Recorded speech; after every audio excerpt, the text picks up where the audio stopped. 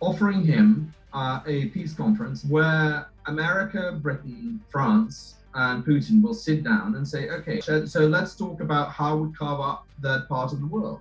You know, which part of Ukraine stays in the Western sphere of influence? Which part stays in Russia's sphere of influence? That's not going to work. Putin's not going to have that, regardless, man. What side is Western, what side is Eastern? He's not going to have that, bruv. Here's the thing for me, right?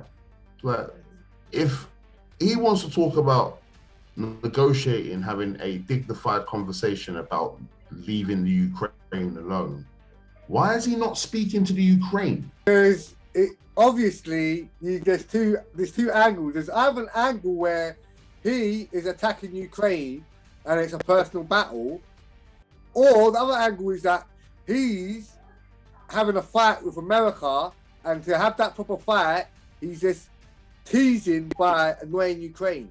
So he wants to go to the boss. So you think, yeah, that if it does obviously start pushing to the extent where the Western world gets involved in a war with Russia, right? Like it could be like another Cold War, just with other countries involved. Yep. Even though it would be classed as a world war, like the deep root of it would be a second Cold War between America and Russia. Yeah.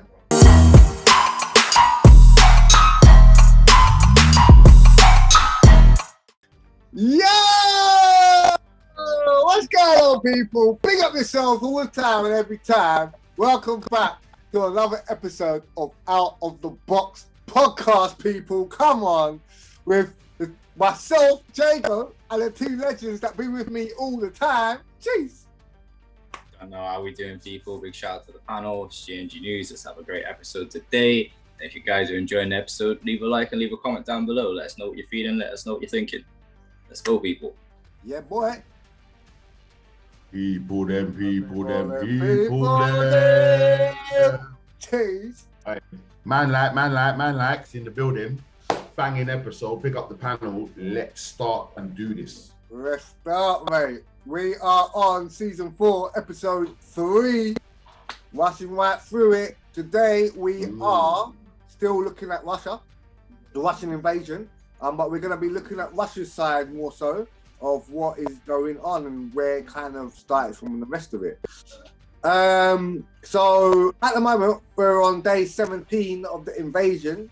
So obviously all our thoughts and heart go out to all the people that are getting killed that are not even involved with the thing. There's normal people. But yeah, there's been a lot of, videos and stories coming off of Russia and what's going on. So we got to take everything with a pinch of salt, because we don't know a lot of how much of it is true. We have seen that Russia have been now completely locked out of everything from the US, so from the Western side of the world. So again, that for me, like, if you're not giving me two kind of viewpoints, I always feel like, well, then most of the stuff is going to be kind of aimed one direction with different strategies. Some of it might be empathetic, some of it might be like kind of aggressive, some of it might be bait lies, isn't it? Right, so the first video we're going to look at is from the project, the source. Yeah, there we go. It's a sudden and alarming escalation, but it hasn't happened in a vacuum. And in order to understand how we got here, it helps to understand Putin's playbook. Russian President Vladimir Putin has ordered what he's calling peacekeeping operations. Declaring he will recognise the independence of two peacekeeping operations. What do you think that means? Do you, from what you've seen and what's been going on here, and what you've heard, whether you've been looking at it closely, whether you've been looking at it vaguely, whether you're just like, you know what, if it's on the screen, I'll see it. You know what I mean? Like, do you see what's happening now and class it as peacekeeping operations? Well, no, because we're in war. So no, I wouldn't say that's peacekeeping anyway at all. And Russia and Putin, if anything, is very determined on trying to invade Ukraine in whichever way he decides. So, no, I wouldn't say it's peacekeeping at all. How about you, Jay? Well, I mean, again, like I said, man, because of the sources, the information that I've seen so far, I can't make a informed decision on what's going on, innit? Because I don't know whether this is all fake. I mean, we've seen exactly what's happened in the last 2 years of how they've convinced people to basically change their whole lifestyle based on propaganda and media. I don't see why they would change that tactic, especially in a situation like now. So a lot of the stuff that I see, I don't know. I don't know what's going on. That's what I say. Regions in Ukraine. How do you invade Ukraine without invading Ukraine? If you're Vladimir Putin, start by formally recognizing the territorial claims of Russia-backed separatists in the eastern provinces of Donetsk and Luhansk. Then you offer to send in a peacekeeping force, and because you've been arming and training said separatists, they say yes. We have seen this trick before. In 2014, Russia annexed Crimea. At a time of political upheaval, it expressed concern for the rights of ethnic Russians. And then non-uniformed Russian troops seized control of the Crimean government. When that government held a referendum, a whopping 123% of Sevastopol's citizens turned out to vote and asked if they would like to join Russia. The official answer was a resounding and suspicious yes. But why go through all this? Well, the history thing. Until 1991, Moscow exerted direct control over Ukraine, first as part of the Russian Empire, then the Soviet Union. Ukraine is not just a neighbouring country. It's an integral part of our history, culture, spiritual continuum. Naturally, not everyone in Ukraine has the warm and fuzzies for Russia. There are hundreds of people I know there. No one wants this shit. What is happening there and here is absurd. But Putin hasn't risked heavy sanctions and potentially bloody military confrontation with the West just because of a deep cultural affinity. At its heart, this is about security and a little thing called NATO. NATO is the world's most powerful military alliance, created in 1949 specifically to counter Russia's rising threat. All its members pledged to come to each other's aid in the event of an attack. Who is the main enemy for the US and NATO? We know it's Russia. Since the collapse of the Soviet Union in 1991, Russia's sphere of influence has steadily shrunk. One by one, Russia's former Eastern European allies have joined NATO. If, as expected, Ukraine follows suit, it'll bring the enemy to Russia's doorstep. Putin believes is NATO. Can we go back a bit to that map? So, as we can see, Ukraine's there, right? And as we know, and as he likes to say, and by the looks of things, he takes Ukraine, he completes the Soviet Union again, right? Yeah. So if these are the NATO countries, what about these countries around it? Which like, one? what are they like? So here, well, here. So what? Are they not part of NATO? Are they not part of NATO? Then are they what? Are they sort of like free for all? Yeah. So I mean, these countries are all NATO, like you're saying. These ones are independent countries. Yeah, but previously owned by Soviets. Man. So realistically, all he's saying is that we owned all of this, yeah, and then right up to around here, innit? Right up to where, yeah, man. Jesus. They owned all of this, basically. Yeah. Yeah. Up until everything was created and made independent, and then NATO started. Well, we obviously the Western thought let's create a thingy bob. And started taking over or convincing or influencing other countries to stay with them. And, you know, I mean, for them, I understand it's like, you know, you got a plot of land and then someone comes and takes it from you and you let them live on your plot of land for a while, innit? But in the end of it, you know that you want your plot of land back, you're going to probably have to find a negotiation or go to war with that person, ain't you? And the other side is, you know, NATO could have found a more civilized negotiation with Russia on the land. That's they're talking about here. Okay. Really, they haven't. They've kind of like decided for themselves. Well, this is meant to be part of us. They haven't. The people of the country haven't even got a choice. Yeah.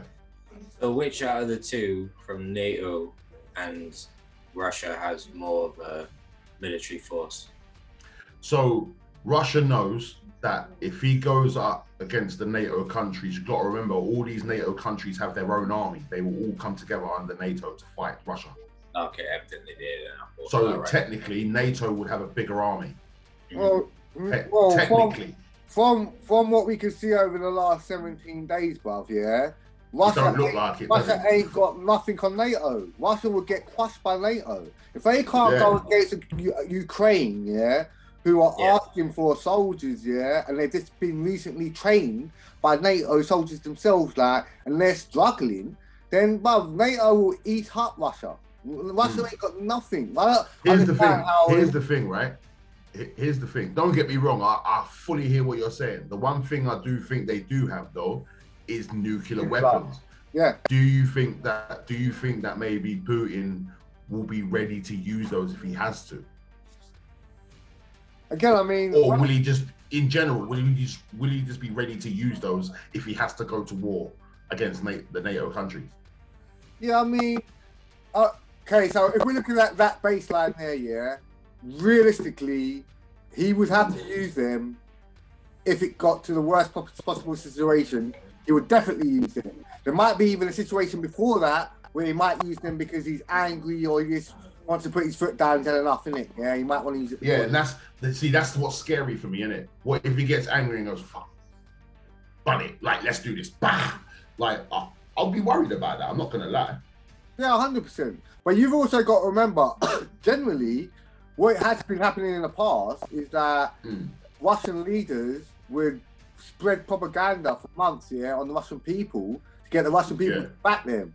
But this time, which is weird, they haven't done that. And there's a lot of Russians who don't even want any of this to happen going on. They just, apparently there's bare Russians that don't want it. Yeah, we're not backing it. They don't want this, they don't want it at all. They didn't want any sort of war. Apparently the Russian people didn't want any sort of war. So it is a bit of a but they're not going to get anything out of that situation, are they? But at the end of the day, if they got like a dictatorship nowadays in their country with it doesn't matter. Well, that's technically what it's turning out to be. That's what it looks like, isn't it? That's what it's looking like to me. Yeah. Like Putin's a dictator. And at the same time, like we're saying, we're just seeing one side of the coin at the moment. We don't know if it's got two sides. It might have, the other side might be China. We don't know at the moment. This is why. You only see what the media shows us, and you know what I mean? So people do your due diligence, if anything. But don't get me wrong, though. Don't think we're not here to help you lot out. You know what to do. Big red button, notification. Come on. Bang, bang. You get me? Every time. Right. Don't forget to the big like button. Don't forget to smash the like button. You get me? Please. Bring the enemy to Russia's doorstep. Putin believes NATO's breached a 1991 agreement not to expand eastward. Putin has presided over 4 waves of NATO expansion eastward, and for him, Ukraine is really the final stand. America argues there has been no breach, but that's not much comfort to Russia. Imagine if the situation were reversed, as one former DFAT chief did this week. If Mexico was about to form a really strong military alliance with China, how do you think America would react? Russia knows that the United States... America would bomb their own part of America. Ukraine is not a NATO member. What's certain, Putin's latest move has brought Russia and the West to the brink. It was not a scripted speech. It was a very emotional speech. The stress was clearly showing. So, who will blink first? Maria Avdira is an expert on Russian-Ukraine relations, and she joins us now. Do you think this is playing out the way Putin wants it to? No, I don't think so. I think Putin is now trying to hold his pace because the concession he wanted never have been given to Putin, and that is the sovereignty of Ukraine and the Ukrainian possibility to join NATO. So what he wanted is to have full control over Ukraine and the sphere of influence he is talking about all the time. That was not given, and now he decided to make this move just to do something and to show something to his own population. So, Marie, do you think this possibly goes all the way if Ukraine agrees not to join NATO, or has it gone past that point now? Well, it is very disturbing situation now because Russia is constantly making provocations on the occupied territories, accusing Ukraine. So now in the morning they said that Ukraine made sabotage on the occupied territories. Do you understand, or do I say, are you with kind of what she's saying? I see it as what she's trying to say is like, Russia's basically using bullying tactics to get what they want. That's what it looks like she's saying to me. Like, yeah. Am I along the right lines? Am I wrong? That's what she's saying, yeah. Yeah, she's trying to defy. But we do know Putin is a bit of a bully. But realistically, she's not wrong, bro. No, I'm not saying she's wrong. I'm not saying she's wrong at all. I'm not saying she's wrong at all, bro. Serious things. I mean, the only thing that I believe that she might be wrong about is the fact that she said, yes, I believe that Putin isn't achieving what he wants. Because I don't believe anyone knows that except for Putin. Exactly. Putin and his top leaders, top guys, yeah. And if anyone else is involved, whether it be China, Iran, whoever else, like, they know. Yeah, I think anyone else knows. I think everyone else is just going on what the torch. What the narrative is. What the narrative is. Torch is shining on this bit of the world now of what's going on, so everyone's looking at that bit of it. So that's what I believe, sir. But other than that, yeah. No, I hear you, fam. They're definitely using bullying tactics. Whether it's something that they have had to spontaneously put involved to get more effectiveness for their main plan, or whether it's something that was part of their plan to make it look like they were looking crumbly and weak so that they can go in hard and strong when everyone thought they weren't. I don't know. But we will see. We will probably see pretty soon, to be fair. Yeah, for real. And 3 civilians were killed, and now that gives ground to Russia. Is there legitimacy to Putin's claim that modern Ukraine is a creation of Russia? How has that been received in Kiev? Well, it is really ridiculous. And Putin himself said, what? Say that again, bro. I said if that's not egotistical, I don't know what is, because he's basically saying your country is a modern version of my country because you've modeled your country on how great my country is. So that's basically just an underhanded compliment to himself. So that's just egotistical. That a collapse of the USSR was his own biggest tragedy, his personal tragedy, and he says that Russia was humiliated, and now he wants to be like a big power sitting on the table and everyone listening to what he wants to tell. And of course, no, Ukraine is now more united than ever and ready to fight and to resist Russian aggression. That's complete nonsense and doesn't have any ground upon it.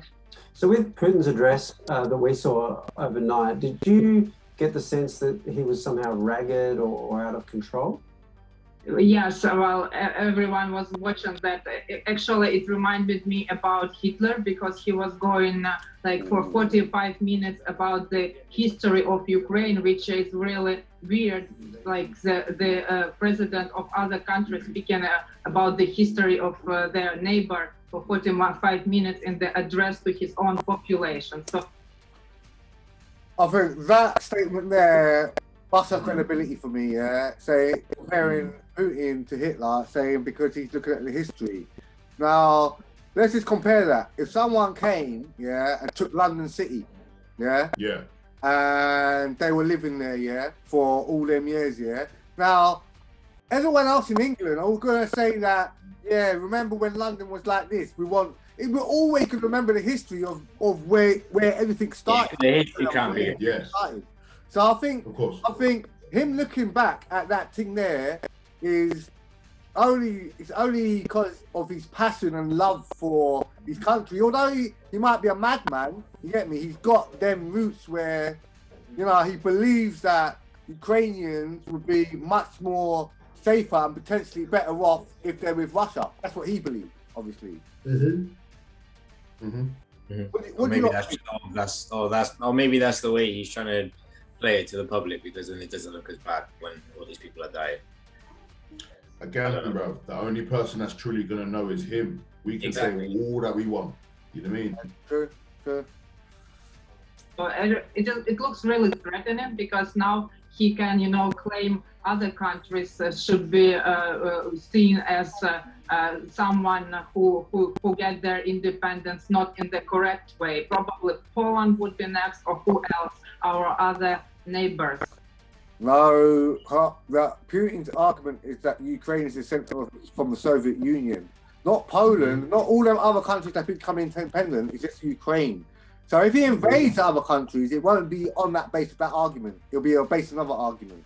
It'll be based, oh, that was part of us, but it wasn't the heart of us. You get me? The heart is different. So you're gonna, for the heart, you're gonna go nuclear for the heart. You'll go mad. Yeah, of course. You'll go as far as you can go.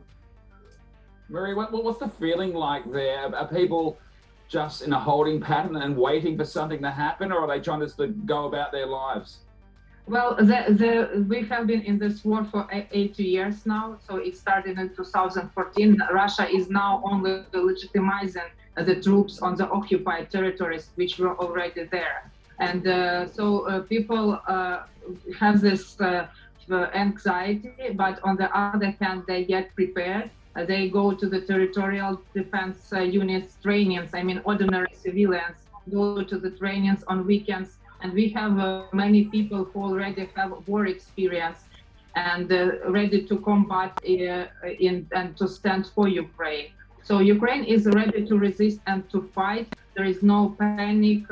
And what Putin actually wants is to threaten everyone, but it's not going out that way for him now. Maria, we really appreciate your time tonight. Thank you. Thank you very much.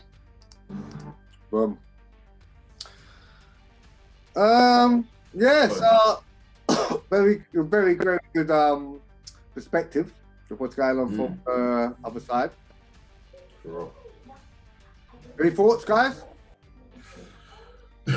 Well, go on, bro. Go on. I think at this moment in time, as you were saying earlier on, you know, nobody really knows what's going on apart from Putin. There's no real way that we can determine his next move or what he's going to do. And as you were saying, Jay, you know, with Ukraine being the heart, that's definitely going to be the thing that he's going to try and take the most. But how long do you reckon it's going to take before he tries to take the other countries and eventually get the Soviet Union back to what it was in 1991 before it disbanded? Well, not very long. And I'm sure if he took Ukraine, that would mean that he would be right next to NATO, wouldn't he, as well? So that would cause... But there is independent countries in between them, so like he can easily try and take those, unless they ask NATO for help. But then they're going to have to sign up with NATO to get that help, I think. Yeah. I think that's what. So for Ukraine to get proper help from NATO, they would need to sign up with them, I think. Yeah. They're only an enhanced partner or something, I think. Yeah, that's it. Like that. That's it. So the second video is from The Economist, and it's about how far Putin will go. Vladimir Putin is waging a bloody and brutal war against Ukraine. We're in for incredibly gruesome and grotesque weeks ahead of us. But the worst may be yet to come. As far as Putin is concerned, he is now in a state of war with the West and with NATO. It's just terrifying, no? How far will Putin go? The Economist's experts discuss the threat of escalation. Ed, what's your take on this? You wrote this week that escalation is a narcotic for Vladimir Putin, one of the more memorable lines of your leader. How big a risk is that? It's important to understand the impulse for escalation, which is that if the war is going badly for Putin, then his answer is to escalate. If he feels that the West is supplying too many arms, then the answer is to escalate. And he is depending on the fact that he is willing to out-escalate all of his opponents and drive them off and intimidate. That is a dangerous calculus, and it's one that most of us are simply not used to. I mean, what worries me about Putin? That sounds exactly right, what he's saying. He wants to escalate it. So that makes sense. Not even that. He wants to out-escalate everyone else. Yeah. So obviously he wants Kiev but it's not about only taking Kiev. It's about creating the escalation so that people now start stepping back when he wants to go forward, isn't it? So like you're saying, if he wants to take other countries, people automatically start stepping back because he's already on such a high escalation they can't reach. Yeah, they can't reach that. Oh, man, yeah, mate, crazy, I lie. Yeah. He has both the willingness and the capability to take this to really extreme levels. There's been talk about possibly use of battlefield nuclear weapons. So we're in a very unhealthy dynamic. Putin will act as far as he needs to. How long do you reckon it's going to take before like nuclear weapons start coming into play and start going off? I think that depends. I think that kind of depends on NATO. When NATO goes, yeah, we're ready to war with Russia. We have to go to war with Russia. Then, as we just heard, like man's looking to out-escalate everyone else. What, you think he won't use a nuclear weapon to try and out-escalate people? If that's the case, he'll be mad enough and angry enough to do that, I reckon. Oh yeah. I could be wrong. It's just obviously what I think, innit? And the other thing we got to think of is this, yeah. We know about warfare that he's using now, and we know about nuclear warfare. But has there been something else that's been created that we don't know about yet? Well, like biological warfare or something. Remember, there's still biological warfare. Yeah, no, I know that's been done already, like, but I mean, in the last, like, how many years, 8 years since he's taken Crimea, you know, he's already come out and said that there's this new technology that he's got that can reach further and move faster than anything that's already out there. So there could be a new even technology that we don't know that he knows that he's got, that he's not really worried about it because he knows he can use that at certain type of escalation, isn't it? As he said, if anyone tries to get involved too much, I will show the world something that history has never seen. Come on. That's what he said. That's scary. That's scary. This man is scary. I mean, there's no winners either. This man. No, that's the reason. The reason why when he said when you hear the Russians say there will be no winners, that's why I find it scary for me, because now he's actually got his people saying it too. Even they're saying there will be no winners, and that makes it scary to me because they believe that. Yeah. Like that sounds like a little bit of a doctrine that they've got going on there. You get me? It drives home more so the point of it being a dictatorship in his country. Yeah, because it's like he's thinking that, now you have to think it because I'm thinking it, and obviously if we're thinking it, then everyone else that's around us has got to think it, and then once they've got to think it, then they've got to make their people think. I understand what you're saying, bro. His own people, as you just said, his own people evidently don't think it. So yeah, like so that's like me saying. Okay, yeah. People don't believe not that. all, like, not all, they believe it. Yeah, not all of them. That's at this current moment in time, though. But how many more people are going to start to think, oh, well, look how bad the situation is. Now even more of, do you know what I mean? I don't think, like, when something like, when an idea like that starts, it's going to spread. And evidently over the time of everything that's been happening, I'm sure the population of people in Russia, all the families and whatever else who are dying, they're not looking at him going, oh, I'm really proud of Putin right now, because eventually they'll wake up, in my opinion, and be like, oh, wow, we're being used like pawns. I did see an article though, which is crazy. Yeah, so like, well, not even it's crazy. It's just like it's a bit mad how it's like that right there. So Luhansk and Donetsk, yeah, the two basically are classed as pro-Russian country, the ones that obviously that he recognizes as Russian and he won't touch them. Like there is no conflict there at all at the moment, none at all.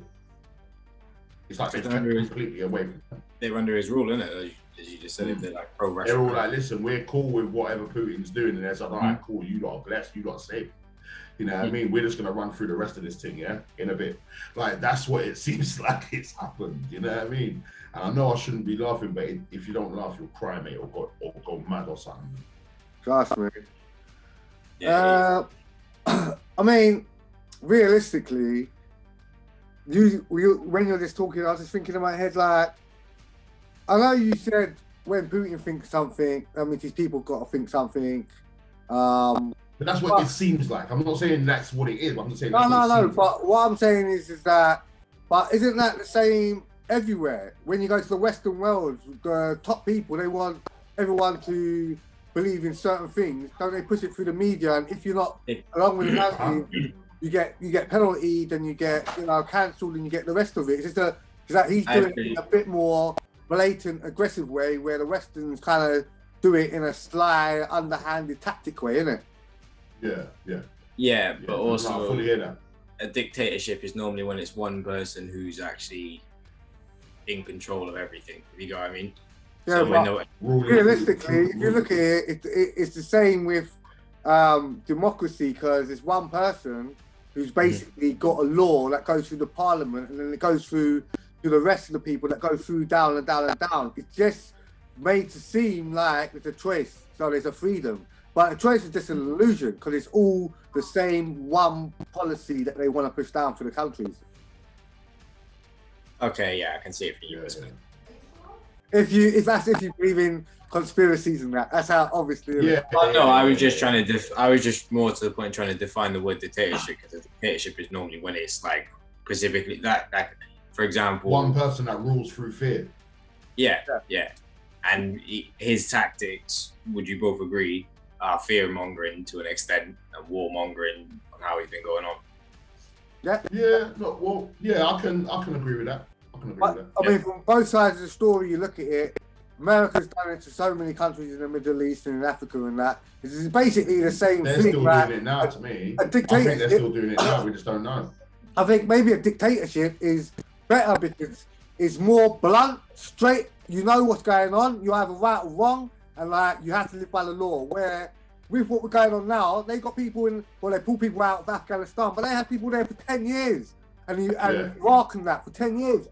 It's trying to find rubbish, isn't it? Like, because it was all part of one idea that they wanted to push, that these people are not our people, so we need to basically make these people our people, put our people in power in their countries, isn't it? Mm-hmm. Anyway, there's more than one ways to take over a country. Oh yeah, definitely. Trust me. He feels because he knows that he's got nuclear and Russia cannot be attacked. So it's less of a deterrent, more sort of impunity cover for Putin to go further. I also worry about the possibility of the use of battlefield tactical nuclear weapons. This is something that is now being openly discussed both in Russia and in Ukraine. Somebody, reminded me of the line which Vladimir Putin used 2 years ago in a Valdai speech, when he apparently said, well, if there is nuclear, we'll all die, but we will go to heaven and you will just rot. I am afraid about the use of chemical weapons. Pause it, please. Pause it, please. That's so deep. Jesus. Well, that means he's already had this mentality that there's this world war that's going to happen and he's going to lose as well. He knows this already from 2 years ago, fam. Yo. Yeah, so man. He's blatantly looking to move forward after the Ukraine. 100%. Yeah. 100%. Wow. We will go to heaven and you will rot. That's crackers. Officials like Sergei Lavrov issue completely unfounded and bogus allegations of US chemical weapons laboratories in Ukraine. Sergei Shoigu, the defense minister, talking about US private mercenaries using chemical weapons in Ukraine. And I fear all of that could be used as a pretext for chemical weapons use inside Ukraine, which would be blamed on Ukrainians or indeed on Americans. And it would justify a major Russian escalation. What is the risk of the war turning into a direct... Wait. What did he say, B.Dot? Please, what did he say? I didn't really... Right, so from what I can gather, it looks like they could easily try and use chemical warfare against the Ukrainians. That will be blamed on the Ukrainians or the Americans, which gives the Russians right to escalate what they want to do. Oh, but how? I mean, if they used it, how would they be able to blame the Ukrainians or United States? What, you're telling me certain people can't bribe a Ukrainian, or you can't kidnap a Ukrainian? Oh yeah. But in the grand scheme of things, wouldn't this look like it was an attack from Russia? Maybe, but do you think, like, by the sounds of things, do you think Russia cares? It's crazy, man. But no, well, let me rephrase that. No. Let me rephrase that. Not do you think Russia cares? Do you think Putin cares? Nah. I don't think he cares. No, as long as he gets what he wants. You see what I'm saying? So, like, we know the Russian people don't really want it. So it's mad because it seems like first it was this war, and then you had the possibility of nuclear. Now chemicals coming up, which is I'm assuming chemicals like biological, or are they two different things? That could no. There is chemical warfare where you can use certain acids and things like that. You know what I mean? But 9 times out of 10, I'm thinking chemical warfare is biological warfare, mate. You get the people ill. Yeah.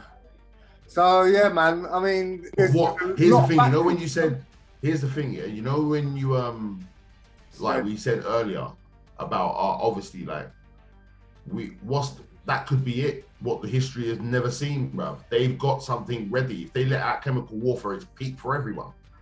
Yeah. Oh yeah. That could be. I'm not saying it is, but I'm just saying it could be. They can have something there ready. And chemical warfare, yeah, there is no winners because chemicals will affect everyone. Everyone will get fucked.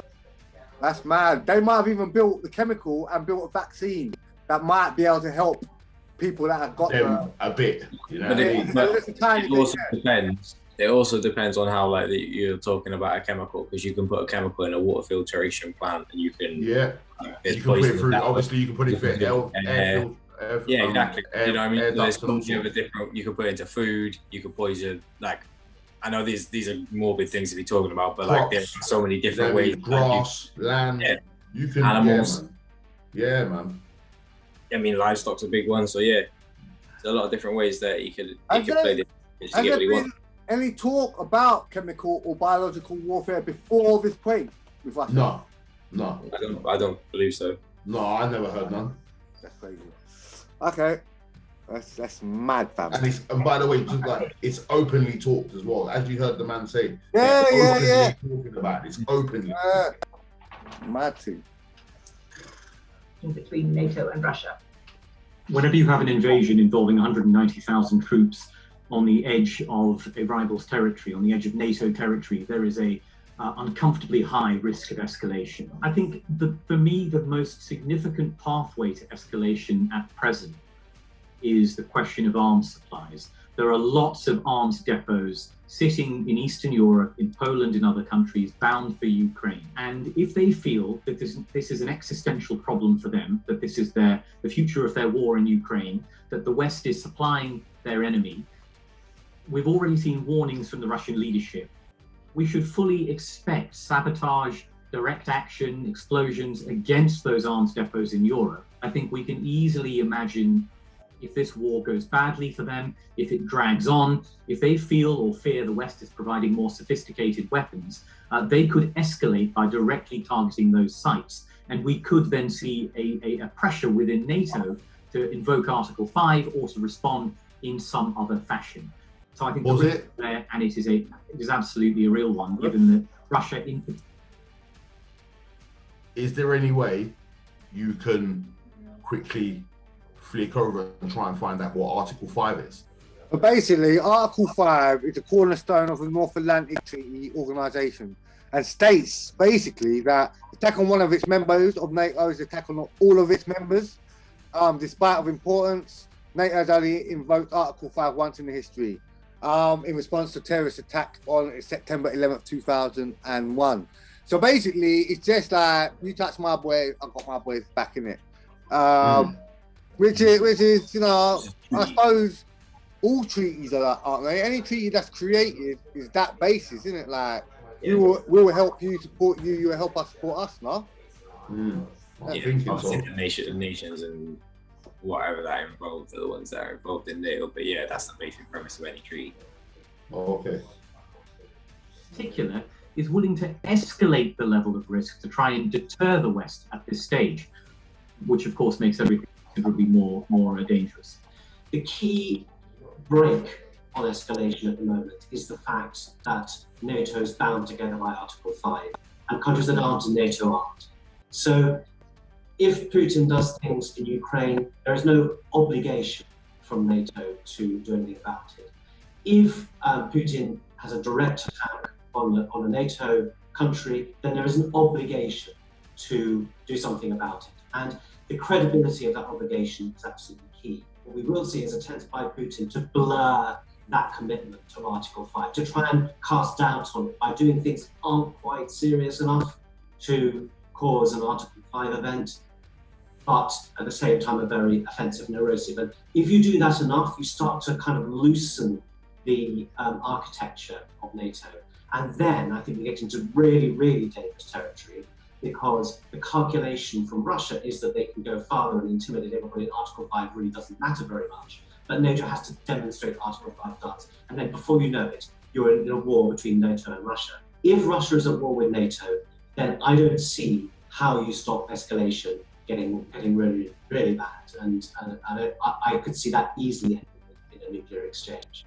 This is one man with more power than anybody had in Russia since Stalin. I mean, Stalin did have pretty much the same amount of power, paranoid about his security, a man who spent 2 years from what went stand effectively in a bunker, isolating from COVID. We see his meetings with Foreign Minister Lavrov and his Defense Minister Shoigu seated at about, looks like 20 meters apart, not just because of COVID, but because the security services are paranoid about the possibility of assassination attack. Now, what we also have known about Putin since the beginning is that he is a man who does not and never has accepted his mistakes and never admitted to them. We know that Putin used to back off a bit tactically. He would then sort of go back again, but this time he is not backing at all. And yes, I'm worried about his state of mind and this very, very small cabal of people around him who now they know they're part of this. They know they're going all the way down with him. There is no way out. What off-ramps can the West offer Mr. Putin for a dignified exit from Ukraine? We know exactly what he wants. And what he wants is he's waiting for that telephone call to come from President Biden, the only man he wants to negotiate with, possibly Prime Minister Johnson and Macron, offering him a peace conference where America, Britain, France, and Putin will sit down and say, okay, so you don't want the war all the way, because ultimately you will not solve anything. You'll just destroy Kyiv and you'll destroy Ukraine, but you will not be able to control it. We don't want endless bloodshed. So let's talk about how we carve up that part of the world. You know, which part of Ukraine stays in the Western sphere of influence? Which part stays in Russia's sphere of influence? Where Georgia, Moldova, and other parts lie. What was it for me? That's not going to work. Putin's not going to have that, regardless, man. What side is Western, what side is Eastern? He's not going to have that, bruv. Here's the thing for me, right? Like, if he wants to talk about negotiating, having a dignified conversation about leaving the Ukraine alone, why is he not speaking to the Ukraine? That's true. Why is he speaking to Biden and Johnson and the French president? That sounds like a bribe. Why is he speaking to them? Because obviously there's two angles. There's either an angle where he is attacking Ukraine and it's a personal battle, or the other angle is that he's having a fight with America, and to have that proper fight, he's just teasing by annoying Ukraine. So he wants to go to the boss. So you think, yeah, that if it does obviously start pushing to the extent where the Western world gets involved in a war with Russia, right? Like it could be like another Cold War, just with other countries involved. Yeah. Even though it would be classed as a world war, like the deep root of it would be a second Cold War between America and Russia. Yeah, 100%. And the other thing is that one thing that kept coming up, which Putin was saying was, you know, he was negotiating before and he asked for 3 things, which were pretty ridiculous. One of them being that NATO give back all the countries they've taken, and also for NATO to stop expanding. And obviously recently, or not recently, they took Iceland in, when was it, 91 or something? Yeah. Iceland and expanded that way. So, you know, Ukraine, not Ukraine, Russia, Putin, he's thinking that, well, NATO is just looking, they're not going to stop expanding. Wherever they can get their hands on, they're going to get their hands on eventually.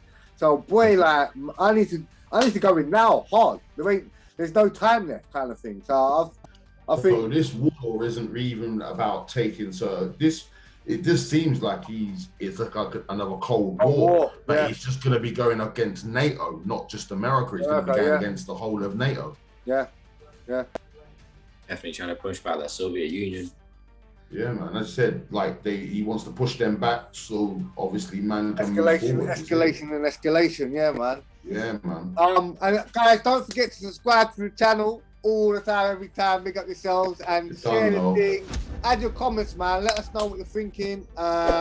Give us your opinions and let's go. Jeez. Good. Don't forget to ring the notification bell as well. You'll be informed each and every single time a brand new episode of Out of the Box comes out, which is Wednesday, and we have, well, tons and tons of episodes in a playlist for you to watch. So yeah, let's do this anyway.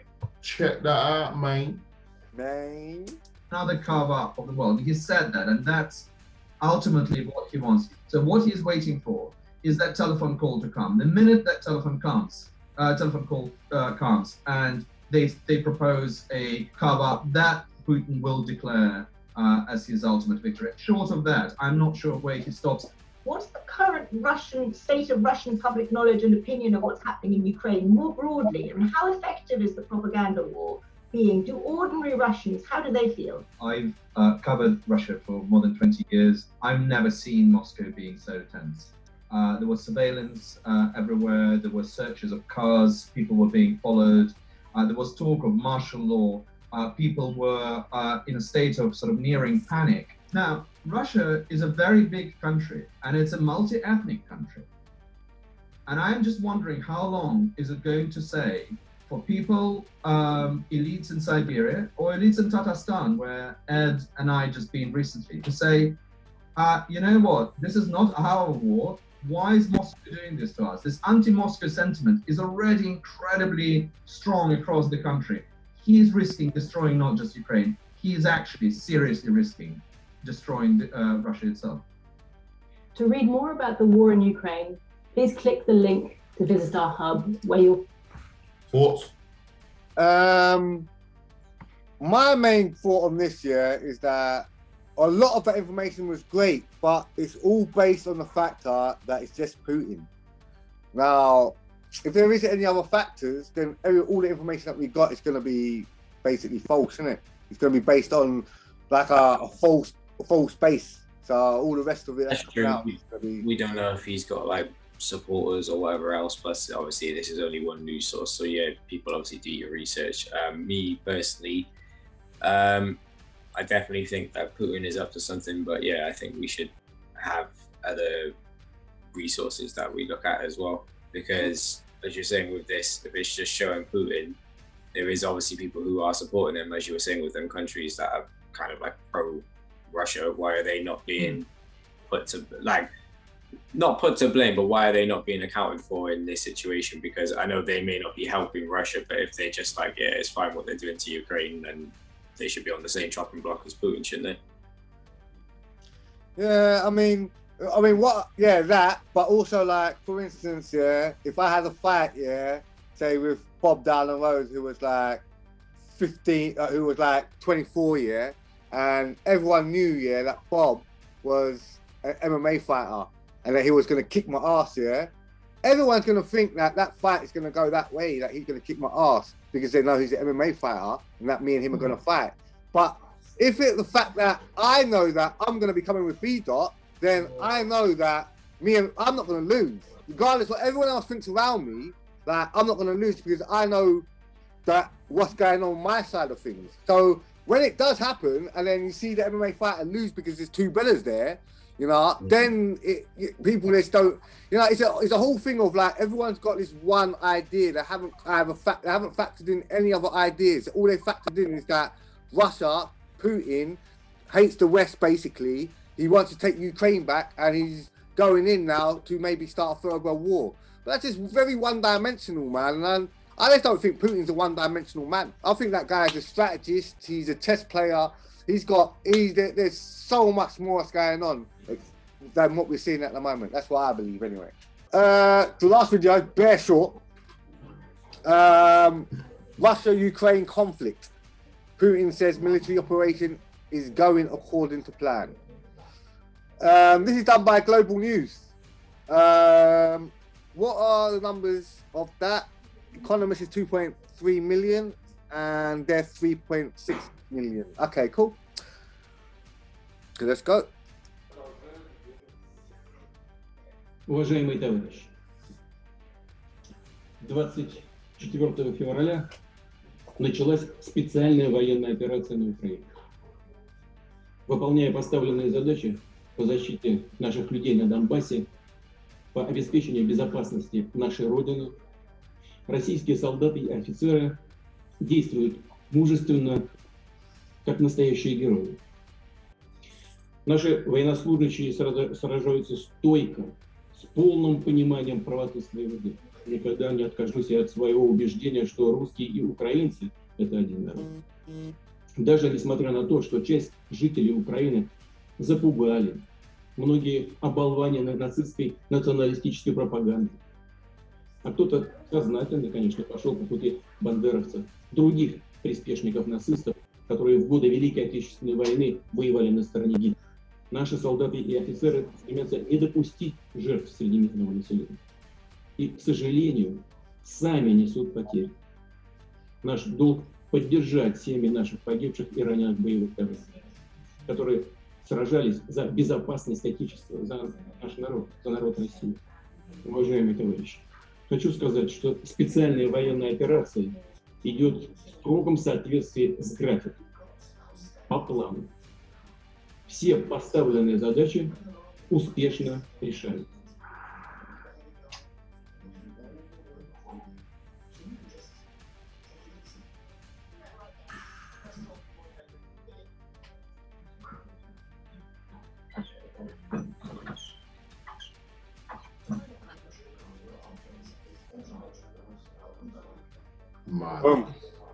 So he's saying he was actively not trying to harm civilian lives, and it wasn't his fault. That's basically civilian lives were being harmed in the process. Yeah, so that's what he was saying. And obviously, while doing that, he must have suffered as well, casualties.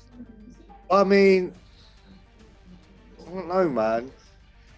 But because you can read a lot from how a person's talking, even if you can't understand the language, you can read them, innit? You can see what they're really saying. Does he actually really believe that he's where he's meant to be? I don't really know, to be fair, really. That was the thing, innit? That would just be a speech for media. Yeah, according to plan.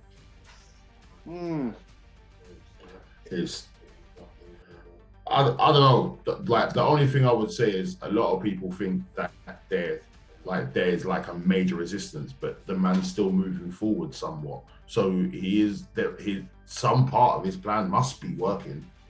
And at the same hand, you got to look at the last video we watched with them guys analysing the thing, and they said that he uses escalation strategy. Yeah. So this is basically escalation strategies to get other people. He was trying to undermine Article 5 by doing escalation tactics that were like an Article 4 type thing.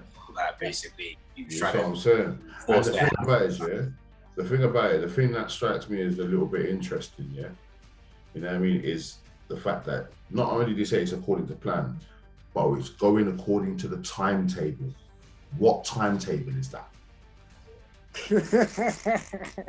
Isn't it? And what is on this timetable? Well, I want to know what is on this timetable, fam. He's got a timetable. Listen, timetables take time to do. Like, it must be extensive, which means there's a war room somewhere, and that timetable is all splattered across all the walls. Wow. I still think we need to be kind of worried. We need to be kind of worried still. Oh, definitely. I mean, whatever's happening now is a push to change a big part of the world, 100%. Whether it's successful or not, I don't know. But that's what it is right now. They know the world is weak because of the pandemic. They know they can take advantage of everything because of the pandemic. So realistically, you know, that's what's going on, you know. But that's what I'm saying. Let's just hope that, you know, we're safe in that. Yeah. Everyone's safe, realistically. Levels, everyone. But other than that, I would just say from my side of the things, definitely do your due diligence, guys. And just remember, over the last 2 years, we've had a pandemic, and the amount of like misinformation that has convinced us of stuff. Even me, I've fallen for some of the misinformation and was convinced of certain stuff until, you know, I found the truth out and then I had to correct myself.